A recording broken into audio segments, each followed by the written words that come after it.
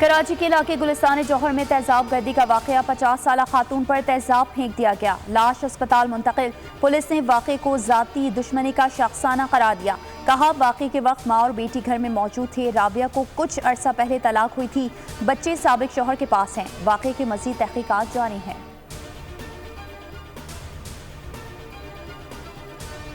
Barrister Gauhar ने शेर अफजल मरवत के बयान की तरदीद कर दी। कहते हैं ऐसा तासुर दिया जा रहा है बानी पीटीआई का अदलिया पर एतबार नहीं है। मेरी आज उनसे मुलाकात हुई है, उन्होंने ऐसा कोई बयान नहीं दिया। बानी पीटीआई अदलिया पर पूरा एतमाद करते हैं। शेर अफजल मरवत ने बयान दिया था कि साबिक चेयरमैन को चीफ जस्टिस पर एतमाद नहीं।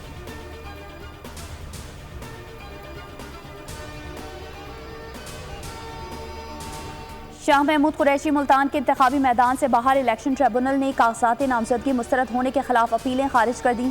जैन कुरैशी और मेहर बानो कुरैशी इलेक्शन के लिए अहल। जहलम से फवाद चौधरी के कागजात नामजदगी मंजूरी का हुक्मनामा वापस। अहलिया के फॉर्म पर एतराज़ भी दुरुस्त करार। नवाज शरीफ के कागजात के खिलाफ अपील मुस्तरद। NA 242 पर अपील पर शहबाज शरीफ को नोटिस।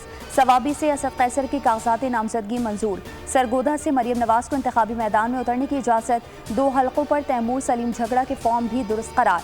ताहिर सादिक, जरताज गुल, वासक़ अब्बासी, राजा बशारत भी इलेक्शन लड़ सकेंगे।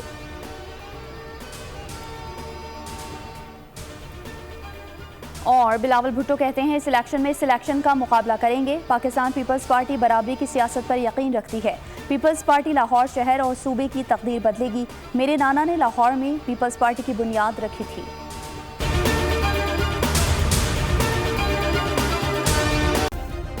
सब्सक्राइब करें और बेल दबाएं ताकि कोई खबर रह न जाए।